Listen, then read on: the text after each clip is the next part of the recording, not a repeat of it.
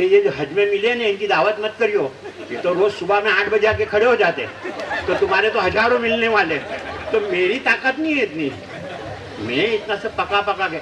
एक आदमी आया मालेगांव से, वो फलाने मौलाना ने मेरे को भेजा है, तो हमारे वहाँ वो छोला बना था, छोला खाते थे चोखे घी में बादाम पिस्ते का, वो स्पेशल घर के लिए सर्दी के लिए बनाया था।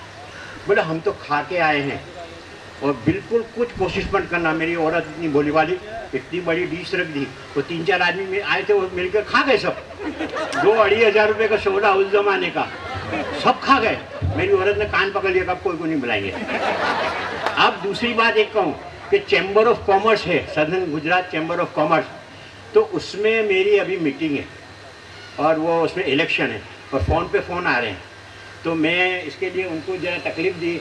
बाकी बहुत अच्छा बोलते औरतों के बारे में, नॉलेज अच्छा है। तो क्या भटाके ने बेगान ने वो बचे हुए हैं, आपकी तो बहुएँ हैं ना, मुर्गी और गोश्त के सिवा रान के सिवा बात नहीं करती। चलो खैर, मैं जाता हूँ। मैं तो बहुत कुछ बोलता, आपको बहुत कुछ सुनाता। मैं जा रहा हूँ। अस्सलाम वालेकुम।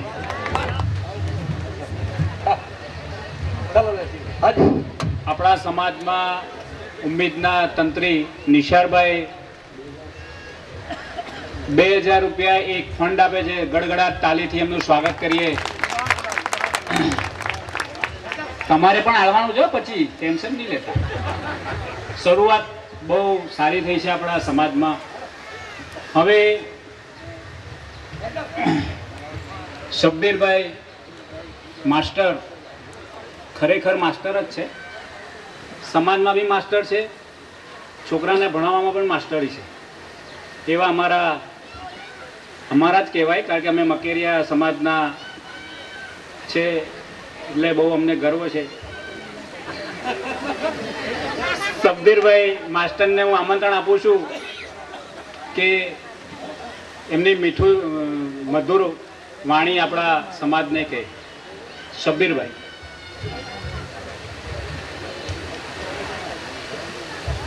अस्सलामुअलैकुम. स्टेज पर બિરાજમાન દરેક સમાજમાંથી આવેલા મહાનુભાવો અને આ સંગઠન જેણે ઊભું કર્યું છે એ તમામ હોદ્દેદારો અને આ સંગઠનના જે પગ છે એ બધે તમે બધા બેઠેલા આવેલ દરેક ગામમાંથી આવેલા ભાઈઓ અને બહેનો, મારો પરિચય આપી દઉં, કારણ કે પરિચય આપવાનું આપણા સાહેબે કહી દીધું છે. શબ્બીર વોરા, મકેરિયા સમાજનો જોઈન્ટ સેક્રેટરી. 2005થી મહેનત કરીએ છીએ, 2005થી જોઈન્ટ થયો છું. હવે માસ્ટર એટલે એજ્યુકેશનની જ વાત કરીશું, બરાબર. પહેલાં પહેલું સંગઠનને મજબૂત બનાવવા માટે આ જે હોદ્દેદારો છે એમને હું એટલું જ કહીશ કે આ બુક્સ મેં જોઈ તો બરોડા સમાજની, એવી રીતે આપણા સુરત શહેરનો જે પ્રોગ્રેસ થાય ને એનું 1 મહિને મિટિંગ મળવી જોઈએ અને એનું બુકલેટ કે ગમે તે હોય કાર્ય તમે શું પ્રોગ્રેસ કરી એની માહિતી દરેક સભ્ય જોડે પહોંચવી જોઈએ. એટલે કોઈ નહીં બોલે કે તમે સમાજને શું આપવા માગો છો. પહેલી વાત. બીજી વાત છે કે ફિજૂલ ખર્ચ. આપણું સેટિંગ કોઈ જગ્યાએ ચાલતું નથી. અલ્લાહ તાલા જે સેટિંગ કરે એ જ ખરું. આપણે એમ કહીએ કે હું મારા છોકરાને ભણાવી દઉં કે પછી હું 4 માળની બિલ્ડિંગ બનાવી દઉં. ના, આપણું સેટિંગ કોઈ જગ્યાએ નહીં ચાલે. અલ્લાહ ધારશે તો આપણને એવી જગ્યાએ જઈ મૂકશે કે આપણે ધારી વિચારી પણ નહીં શકીએ. ત્રીજી વાત છે એજ્યુકેશનની વાત. એજ્યુકેશનની વાત અંદર એવું છે, અત્યારે કોઈ પણ ડિપાર્ટમેન્ટ એવું નથી કે જે જગ્યાએ ગ્રેજ્યુએશન માગતા ના હોય. ખાલી તલાટીની ભરતી એટલી એવી છે, તલાટી ક્લાર્કની, કે એમાં 12 પાસ માગે અને એમાં ઢગલો મળે છે. તો મા બહેનોને હું વિનંતી કરું કે ઓછામાં ઓછું ગ્રેજ્યુએટ સુધી ભણે. દીનની તાલીમ તો આપણા અમાલ સારા રહે અને આપણે માણસ છીએ, આપણે કોણ છીએ એ જાણવા માટે દીનની તાલીમ છે, પણ આ દુનિયામાં જીવવા માટે મિનિમમ ગ્રેજ્યુએશન. બીજી વાત એવું કહે છે કે આ આપણા મુસલમાનોને કશું મળતું નથી, નોકરી નથી મળતી. ખોટી વાત છે, એ વાત ખોટી છે. તમારી જોડે પાવર હશે તો લોકો લેવા આવશે. લેવા આવશે, નોકરી મળશે, નથી મળતી એ વાત ખોટી. એવું નેગેટિવ માઇન્ડ ના આવવું જોઈએ. નેગેટિવ વિચારશો ને તો ક્યારેય સારું નહીં. પોઝિટિવ વિચારજો. એક છોકરો હતો, તમારા બાળકને એટલું કહેજો કે તું બહુ સારું કરી શકે છે, આમ બહુ જ સારું કરી શકે છે, તું સારું કર. ક્યારે એવું નહીં કરે તારાથી કશું નહીં થાય, તું કશું કરતો નથી, એવું જિંદગીમાં ના કહેતા. એક બાળક હતો, એણે 96% આવ્યો હતો, એણે સુસાઇડ કરી દીધું. એનું કારણ શું હતું? 1 માર્ક ઓછો આવ્યો હતો. કેટલો? 1 માર્ક ઓછો. હવે એને જ્યારે એક મેં પોઝિટિવ વિડીયો જોયો ત્યારે મેં સાંભળ્યું તો એણે એવું લાગ્યું, એણે એવું કહ્યું, ભૈયા કે તમે આમ કે ક્રિકેટના ગ્રાઉન્ડમાં છો અને એને લાઈફ જોડે જોડો. ક્રિકેટના ગ્રાઉન્ડની અંદર એને લાઈફ જોડે જોડો, તમારે એક બોલ બેટનો વાગશે અને ખાલી જતો રહેશે તો શું મેદાન છોડી દેશો તમે? એક વખત બોલ નહીં વાગે, બીજી વખત બોલ નહીં વાગે, ત્રીજી વખત નહીં વાગે, ચોથી વખત 6 વાગશે કે નહીં વાગે? બોલો બાળકો, વાગશે કે? છોકરાઓને કહું છું, વાગશે કે નહીં વાગે?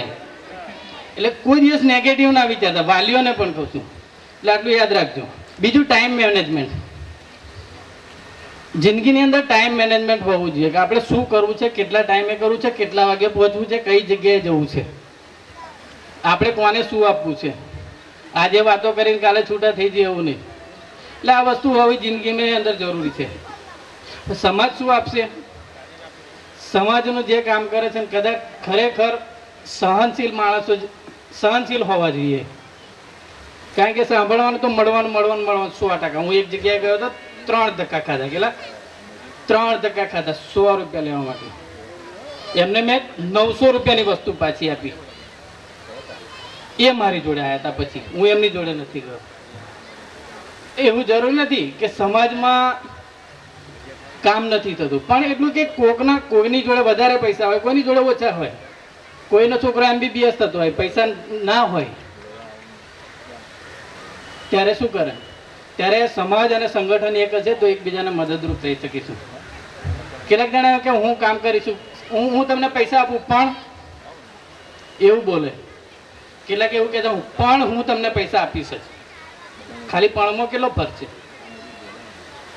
એટલે એકબીજાને મદદરૂપ થવાનું. આ સમાજ ચલાવવો છે ને, કોઈ પણ સમાજ ચલાવવો હોય. અને વર્ષોથી આપણા બધા હોદ્દેદારો બધા કહેતા હોય કે આ સમાજ ખરેખર એક હોવો જોઈએ. આટલા બધા વરા સમાજમાં આટલા બધા કેમ? આટલા બધા સમાજો કેમ જુદા જુદા? એક જ હોવો જોઈએ. અને બહુ ઓછું બોલીશ હવે, કારણ કે ટાઈમ બહુ ઓછો છે. એટલે એવું જ કહીશ, कुछ लोगों की कुछ बातों में बस इतना सा अंतर होता है, कुछ दिल में उतर जाते हैं, कुछ दिल से उतर जाते हैं. આજે આ કાર્યક્રમને જોઈ અને દિલમાં ઉતરી ગયો છે. ખરેખર એને મજબૂત બનાવવા માટે તમે બધા મહેનત કરજો એવી અલ્લાહને પાસે આપણે દુઆ માંગી છે. શુક્રિયા સબ્બીરભાઈ. હવે જે આપણે વક્તા છે હાજી ગનીભાઈ રહેમાનભાઈ, ચરોતર સુન્ની વોરા પંચાયત વડોદરા. એમણે વડોદરામાં એટલું સારું કામ કર્યું છે કે તમે બિહેવિયર નહીં કરી શકો, વિચારી નહીં શકો. ખાલી સાંભળજો, કોઈ દિવસ જજો. સારું કામ કર્યું છે. ખરેખર ખરી સારી પ્રેરણા લેવી જેવી છે. અને ચા આવી રહી છે, ચા પીજો. ચામાં અવાજ ના આવવો જોઈએ. થોડું ચુસ્કી ઓછી લેજો, ધીમેથી પી લેજો, પણ જરા સાંભળજો. આપણી પાસે થોડો ઓછો ટાઈમ છે, એટલા માટે હું ગનીભાઈને આમંત્રિત કરું.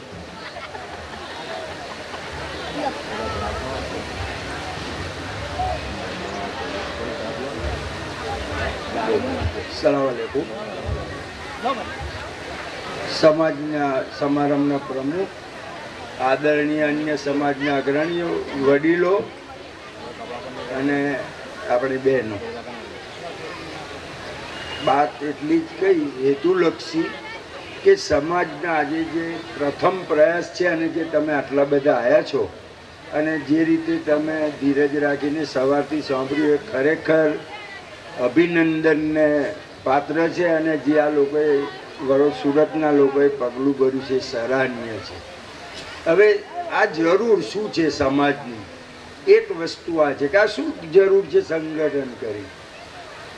બીજી વસ્તુ એ છે કે મને શું મળશે ભેગા થઈશું તો. પણ જે આના ફર ચાખવાના આજે નહીં 5 વર્ષે 10 વર્ષે જો તમે થોડાક એકત્ર થઈને કામ કરશો તો એનો ફળ ચોક્કસ મળે છે. સરકારી નોકરીમાં હતો એટલે હું ધ્યાન બહુ ઓછો રહેતો હતો. નિવૃત્ત થયા પછી થોડોક ટાઈમ ફાળવ્યો અને જે અમે પ્રગતિ કરી, મેં એકલા મારાથી શક્ય નથી. હું થોડુંક જાણકાર હતો વહીવટનો, એ દ્રષ્ટિએ મેં એ કર્યું. પણ મને જે મારા કારોબારી સભ્ય અને જે શહેરના લોકો હતા એનો સાથ મળ્યો. તો એક વસ્તુ છે કે તમે કામ કરશો તો હોદ્દેદારોને પહેલી વાત કહી દઉં કે કોઈ જશની તમે અપેક્ષા રાખશો નહીં, એ અલ્લાહથી જ મળવાનો છે અને ખરેખર મળે છે. મને સરકારી નોકરી અત્યારે મળે છે પણ મને ના, હું નથી કરતો. કારણ કે ઘેર જે નરસંડા ડોહાના રાજમાં રહેલા ને ડોહાની જે ઘરથૂતીમાં સેવાકીય પ્રવૃત્તિ હતી એ આવી છે એટલે નથી છૂટતી. ઘરનું ગોપીચંદન કોઈ નહીં કરીએ છીએ. કોઈ અમે સમાજમાં આજ સુધી મેં પોતે વ્યક્તિગત ખર્ચો લેતો નથી અને અમારે ત્યાં હું પાડતો બી નથી. એટલું બધું છે અને એને લીધે અમે 5 વર્ષના ગાળામાં તમે 10 લાખ રૂપિયા એકત્ર કરી શક્યા ડિપોઝિટ. હવે વ્યાજ ખાતા નથી તોય 10 લાખ રૂપિયા ડિપોઝિટ કરી. હવે ટૂંકમાં એટલું જ કહેવું છે કે તમારે કશું આપવાનું નથી. સમાજવાળા જો નક્કી કરે કે ફી આપવી છે 100 રૂપિયા ફી કે 200 રૂપિયા, તો વર્ષમાં એક વખત ફી લેવા આવે તો આપી દેવાનું. એ વખત પાછા બેન કે તમારે ભય નથી કાલે હવે પેલો 4 દાદરા ચડીને જાય અને પેલી છોકરો પેટ્રોલ પંપે જાય અને 4 ધક્કા ખાય પેલો કે હવે તો ગરીબે હું નહીં જવાનો. એટલે આવું થાય 4 એટલે મહેરબાની કરીને 100-150 જ ધક્કો ના કરો. બીજી વસ્તુ કે હું અમારી પ્રવૃત્તિઓને જે અમારે ત્યાં થઈ છે, એક તો લગ્ન પ્રસંગે અમે ફાળો આપીએ. હવે સમૂહ લગ્નમાં તો આપણો સમાજ માનતો જ નથી. અમે કઈ થાક્યા પણ હવે તો થાકી ગયા, કોઈ આવતું જ નથી.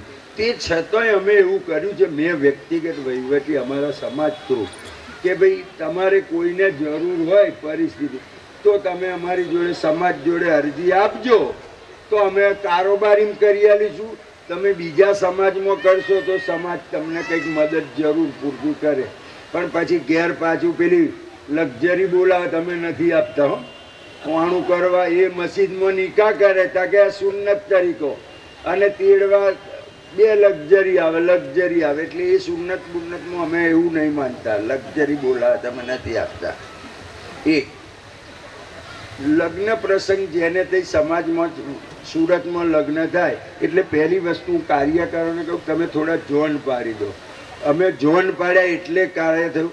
એવી જ રીતે તમે કારોબારી થોડી નાની રાખો કે મળે અને દરેક વિસ્તારના જે ભાઈ ભરૂચનો એક પ્રતિનિધિ લેવાનો, ભરૂચવાળા ભેગો થઈને નક્કી કરે કે ભાઈ મને રાખજો તો એ લોકો એનું બધું માનશે.